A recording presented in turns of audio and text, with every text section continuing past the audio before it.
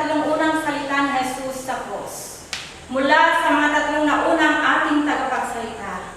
At ngayon, ating ding ibabahagi sa inyo ang ika-4 na salita mula sa Ebanghelyo ni Mateo, Kabanata 27 at talata 46, na ito'y naisulat sa salitang Hebreo na ang sabi ay, nang mag-ikatlo ng hapon, sumigaw si Jesus, Eli, Eli, lama sabachthani?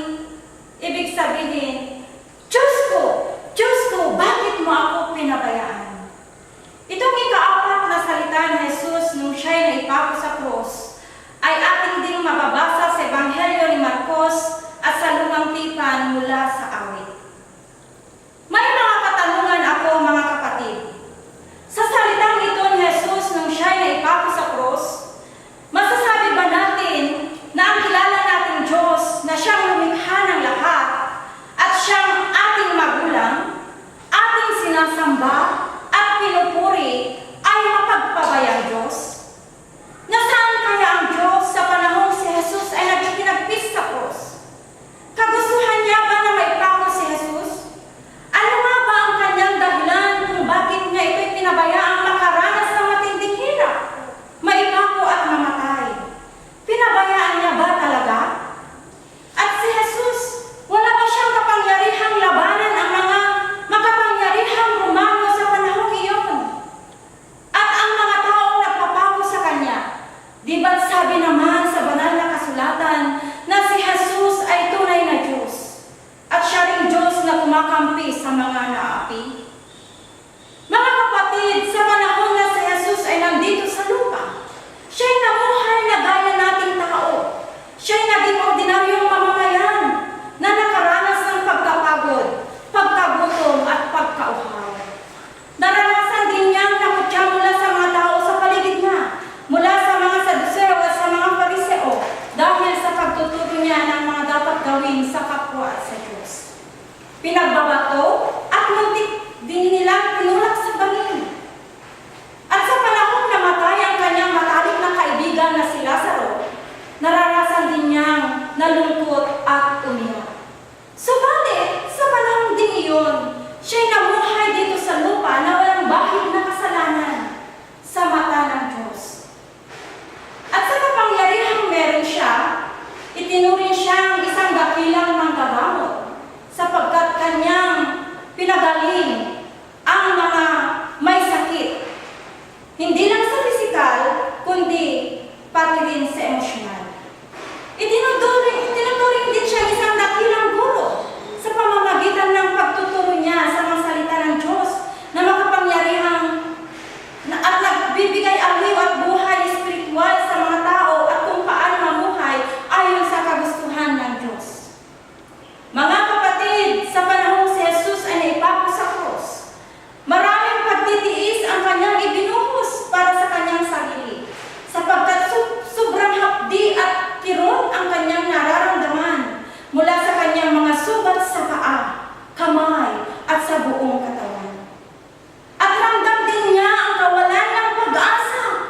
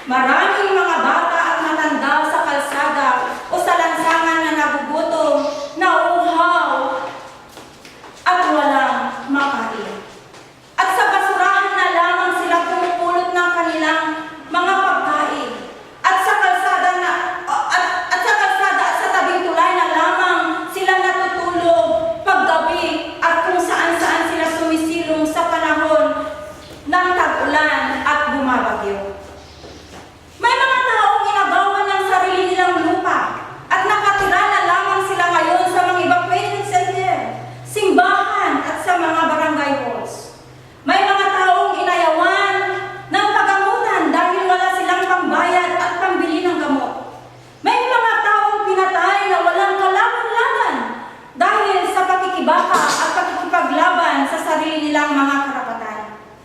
Masasabi ba natin na ang Diyos ay pinabayaan niya ang mga taong ito, kaya't ganun na lamang ang kanilang mga kalagayan sa buhay?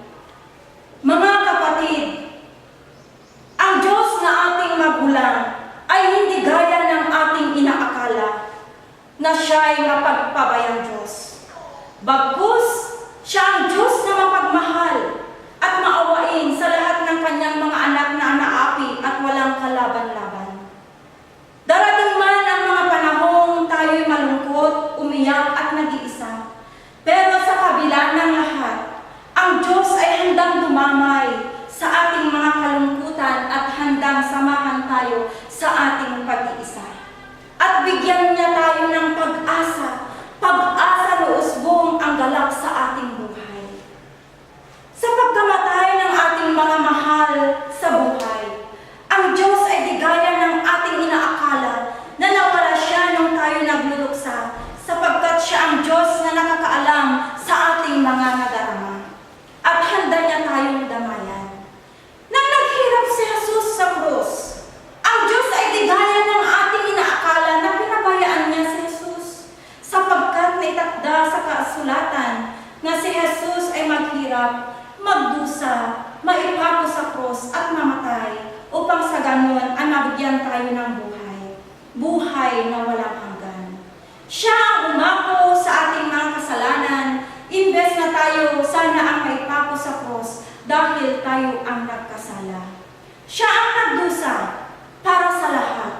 Kung hindi namatay si Jesus, tayong lahat ay nakabaon pa rin sa pagkasala o sa kasalanan na kahit kailan di natin kayang iahon ang ating sarili sa pagkabaon sa sala. Si Jesus lamang ang dakilang may kapangyarihan mag-ahon sa ating mga kasalanan sa pamamagitan ng kanyang buhay na kanyang ibinuwis o isinakripisyo. Ang isinigaw niyang, Diyos ko, bakit mo ako pinabayaan? Ay hindi ito isang salita na may paninisi sa Diyos.